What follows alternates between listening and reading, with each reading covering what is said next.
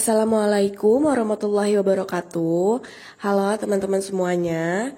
Di video kali ini aku akan membahas tentang PWSKIA, materi yang paling sering banget diminta sama teman-teman untuk dibahas. Nah, kali ini tepatnya aku akan membahas tentang bagaimana kita menentukan status cakupan suatu desa. Kayak bagaimana dikatakan baik, buruk, kurang, ataupun cukup ya. Jadi semuanya akan aku bahas di sini. Oke teman-teman, untuk yang mau tes P3K, semoga diberikan kemudahan dan kelancaran dalam menjawab soal-soalnya. Dan semoga apa yang aku sampaikan di video kali ini bisa membantu teman-teman semuanya. Kita langsung aja masuk ke materi dan latihan soalnya. Nah, jadi ada 4 macam status cakupan desa. Yang pertama itu ada status baik. Status baik itu adalah desa atau kelurahan dengan cakupan di atas target yang ditetapkan dan mempunyai kecenderungan cakupan bulanan yang meningkat atau tetap jika dibandingkan dengan cakupan bulan lalu. Yang kedua ada status kurang, adalah desa atau kelurahan dengan cakupan di atas target namun mempunyai kecenderungan cakupan bulanan yang menurun jika dibandingkan dengan cakupan bulan lalu. Yang ketiga status cukup adalah desa atau kelurahan dengan cakupan di bawah target namun mempunyai kecenderungan cakupan bulanan yang meningkat jika dibandingkan dengan cakupan bulan lalu.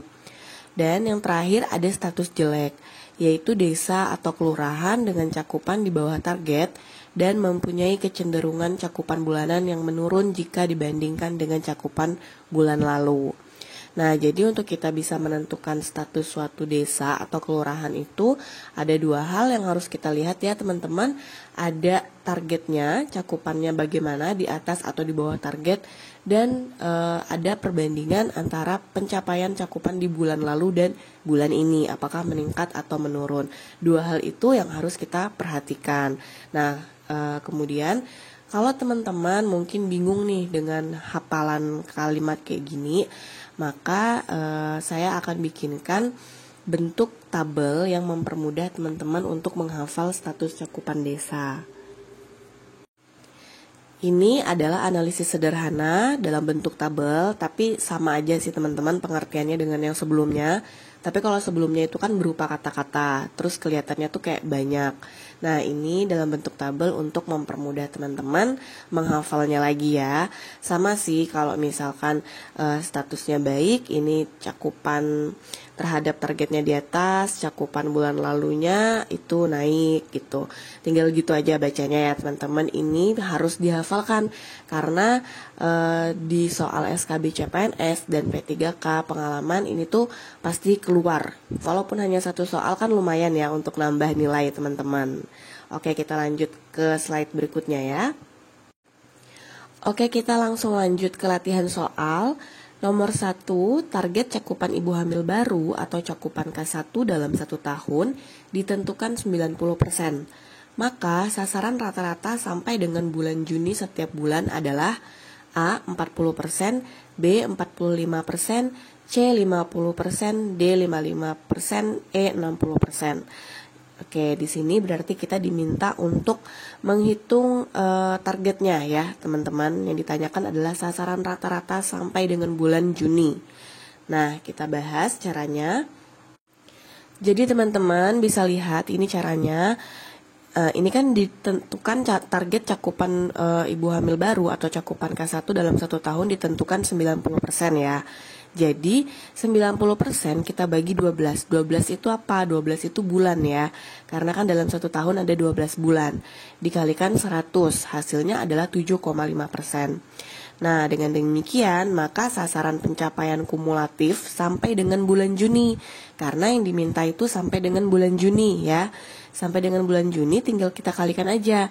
6 itu adalah bulan Juni dikalikan 7,5% sama dengan 45,0% atau 45%. Jadi nomor 1 jawabannya itu adalah yang B ya. Kita masuk ke soal nomor 2. Manakah desa dengan status cakupan baik? A dan D, B, C dan E, C, A dan B, D, B dan C, E, C dan D. Oke, di sini ada grafik. Ini lanjutan dari soal sebelumnya. Jadi sebelumnya kan kita menghitung sasarannya ya, dapat hasilnya 45% sampai dengan di bulan Juni. Nah, sekarang yang ditanyakan adalah desa mana nih yang cakupannya baik. Oke, kita lihat ya teman-teman. Kalau baik tadi itu apa pengertiannya? Yaitu cakupan terhadap targetnya naik atau di atas, dan cakupan bulanan dari bulan lalu ke bulan ini itu juga meningkat. Sekarang kita lihat nih status desa mana yang dia mencapai targetnya. Nah, kita lihat yang A mencapai target ya, dia 65% di atas 45. Kemudian yang B 55, yang C 53. Nah, yang D dan E ini udah kita udah nggak masuk di status baik ya, karena dia di bawah 45%. Berarti sisa A, B, dan C. Nah, kita lihat lagi bagaimana cakupan bulan lalu dan bulan ininya. Yang A bulan lalunya 10, bulan ininya 15, artinya ada peningkatan. Nah, berarti yang A ini baik karena udah mencapai target 45% dan cakupan bulan lalu dan bulan ininya juga naik. Nah, sekarang kita lihat yang B. Yang B itu dia juga naik ya, tetap bulan lalu 7,5, bulan ini 7,5. Nah, berarti ini masuk kategori baik ya, karena sasarannya udah di atas targetnya, dan cakupan bulan lalu dan bulan ininya tetap. Nah, kalau yang C, dia ini menurun dari bulan lalu dan bulan ini. Bulan lalunya 6, bulan ininya 5, berarti menurun, artinya tidak masuk ke dalam status cakupan baik. Maka nomor 2 ini jawaban yang tepatnya, yaitu yang C. Selanjutnya, nomor 3 yang ditanyakan adalah, manakah desa dengan status cakupan kurang ya teman-teman? Ada A, B, C, D, dan E. Nah, kalau kurang tadi pengertiannya adalah pencapaian targetnya di atas, tapi cakupan bulan lalu dan bulan ininya itu menurun. Nah, yang mana nih? Kita tadi udah dapat A dan B itu kan baik, berarti A dan B udah disingkirkan. Sisa C, D, dan E. Nah, kita lihat yang mencapai target itu adalah C, D, dan E. Ini di bawah target, artinya udah jelas ya teman-teman, berarti jawabannya C. Dan diperkuat juga, bulan ini itu ada 5 dan bulan lalu itu ada 6, artinya terjadi penurunan ya teman-teman. Maka ini jelas nomor 3, status cakupan yang kurang itu adalah yang C. Oke, kita lanjut ke nomor 4. Manakah desa dengan status cakupan cukup? A, B, C, D, E. Nah, kalau cukup tadi pengertiannya gimana? Kalau cukup pengertiannya sasaran terhadap targetnya itu di bawah, tapi terjadi peningkatan dari bulan lalu ke bulan ini ya. Jadi teman-teman, untuk jawab soal kayak gini nih, analisis sederhana untuk menentukan status cakupan desa, teman-teman cukup hafalkan bagaimana indikator penilaiannya ya. Kalau teman-teman hafal, pasti mudah banget membaca grafiknya seperti ini. Baik dalam bentuk grafik atau dalam bentuk narasi, pasti teman-teman mudah untuk menentukannya ya. Oke, sekarang kita lihat status cakupan cukup. Dia capaian targetnya di bawah. Berarti yang di bawah itu adalah yang D sama E ya. Kita lihat lagi nih, yang terjadi peningkatan yang mana nih? Ada kalau di desa D, dia itu di bulan lalunya 8, bulan ini 10, artinya ada peningkatan ya. Kemudian yang di E, bulan lalunya 5, bulan ininya 3. Berarti artinya ada penurunan. Nah, udah jelas status cakupan yang cukup itu adalah yang D. Paham ya teman-teman sampai sini? Oke, kita masuk ke soal terakhir.